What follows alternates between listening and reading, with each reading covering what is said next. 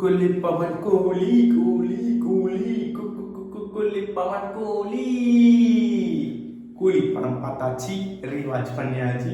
இந்த படத்துல ஹீரோட ரோல் என்ன அப்படின்னு கேட்டீங்கன்னா கூலி குளிப்பவன் பவர் ஹவுஸ், குடிப்பவன் பவர் ஹவுஸ், கூலி.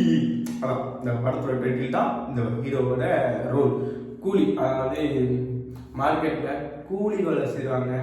அப்புறம் ஃபோர்ட்டு எங்கே கூலி ஒரு கூலிக்கு பிரச்சனைனாலும் தலைவர் இருப்பார், தலைவன் இருப்பான்டா. ஸோ அந்த தலைவன் இருப்பான், அந்த தலைவனுக்கு தலைவர் இருப்பார். இந்த தலைவர் தான் ஹீரோ தேவராஜ் தேவா. இந்த தேவா பற்றி தெரிஞ்சிருந்து என்கிட்ட மோதிருக்கல நீ. ஸோ இது வந்து பார்த்தீங்கன்னா கூலி அவ்வளோதான், பெருசாலாம் கிடையாது. ஒரு ஃபேமஸ் யூனியன் லீடர் கூலி, அவ்வளோதான். இவர் கூட வந்து பார்த்தீங்கன்னா வச்சுக்கோங்களேன், இவங்க கிட்ட இருக்கிறது எல்லாமே ஒரு நேஷனல் மாஃபியா மாதிரி. ஒரு எக்ஸாம்பிள், ஒரு நேஷனல் டீம் அப்படி இவங்ககிட்ட இருக்கும். இவங்ககிட்ட இருக்கிற டீம் இன்னொரு வந்து பார்த்தீங்கன்னா கலிசா சார். கலிசா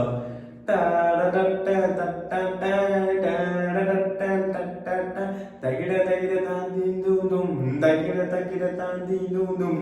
இது வந்து இந்த கலிசாவுக்கு ஒரு பாட்டு, ஓகேவா? இப்போ தலைவர் கேட்கலாம், கூலிக்கு பாட்டு இல்லைன்னா அப்படி குக்கு கூலி பவன் குக்கு கூலி.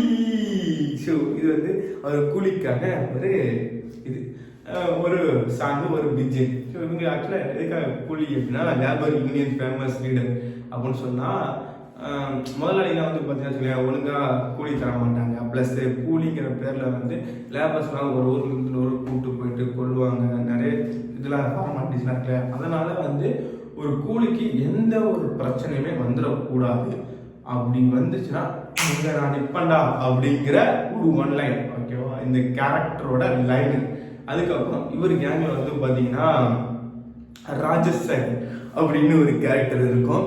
ஸோ அந்த கேரக்டருக்கு பயங்கரமாக பிஜிஎம்லாம் எதுவுமே கிடையாது. அவருக்கு ஒரு 3 பொண்ணு இருக்கும். பட் இந்த படத்துலேயே பிஜிஎம் சாங்ஸை தாண்டி ஒரு டைலாக் பேசப்பட்டுச்சு அப்படின்னா, ராஜசேகர் சாகும்போது தயாரன் காலில் ஏதோ சொன்னால் என்ன சொன்னாலும் உங்கள் யாருக்காவது தெரியுமா? உங்களுக்கு தெரிஞ்சிச்சா நீங்கள் கமெண்ட் பண்ணுங்க, ஓகேவா? ஸோ அதுக்கப்புறம் ஹீரோயின் ஸ்ருதி ஹாசன், பிரீத்தி ராஜசேகர். அவங்க ரோல் என்ன அப்படின்னு பார்த்தீங்கன்னா, ஒன்றும் இல்லை, ஒரு டெட் பாடியை எரிக்கிறதுக்கு ஒரு நேரம் ஆகுது இல்லையா, அதை வந்து டிஸ்போஸ் பண்ணுறதுக்கு அதை வந்து எலும்பு கூட மிஞ்சாமல், ஸோ அதை இப்படிங்கிறதுக்குள்ள சாம்பல் ஆக்கிடலாம். இதுதான் அவங்களுடைய ப்ராஜெக்ட், காலேஜில் ப்ராஜெக்ட் எக்ஸ்பெரிமெண்ட். பிரச்சனையே இங்கே அதுதான், பிரச்சனையே அதுதான் அப்படிங்கிற பிரச்சனை. அந்த மிஷின் வந்து அந்த ஒரு இன்னோவேட்டிவான ஐடியா வந்து நல்லவங்க கையில் இருந்தால் பிரச்சனை கிடையாது. அது கெட்டவங்க கையில் போச்சுன்னா அதை எப்படிலாம் யூஸ் பண்ணுவாங்கன்னு இருக்கு இல்லையா. அதனால இந்த மிஷின் அங்கே ஃபெயில் ஆகுது எங்கள் காலேஜில் ப்ராஜெக்ட்ஸில். பட் வில்லன் கையில் அது சக்ஸஸ் ஆகுது. இதுதான் வந்து ஸோ ஹீரோவோட கேங்கு. இப்போ வில்லன் கேங் பக்கம் வந்தீங்கன்னு வச்சிங்களேன், அப்படியே விருத்தமாக இருக்கும். ஸோ ஹீரோஸ் கேங்லாம் வந்து ரொம்ப சாஃப்டாக இருப்பாங்க, சைலண்டாக இருப்பாங்க. வில்லன்ஸ் பக்கம் வந்தீங்கன்னு வச்சிங்களேன், ஃபஸ்ட்டு டயால் அப்படின்னு ஒரு கேரக்டர் இருக்கும்.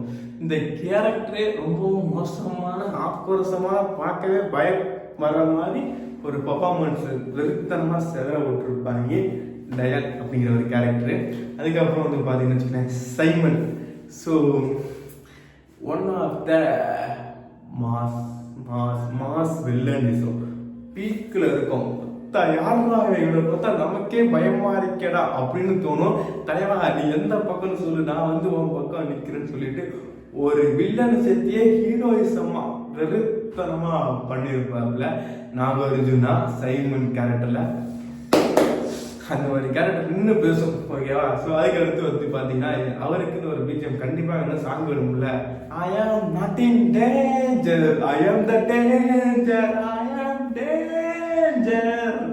தலையை வந்து எப்பயுமே மப்புல ஸ்டைலாக மாசா இருந்துட்டு இருப்பாப்புல, ஓகேவா? தலையை வெரி டேஞ்சர், ஓகேவா?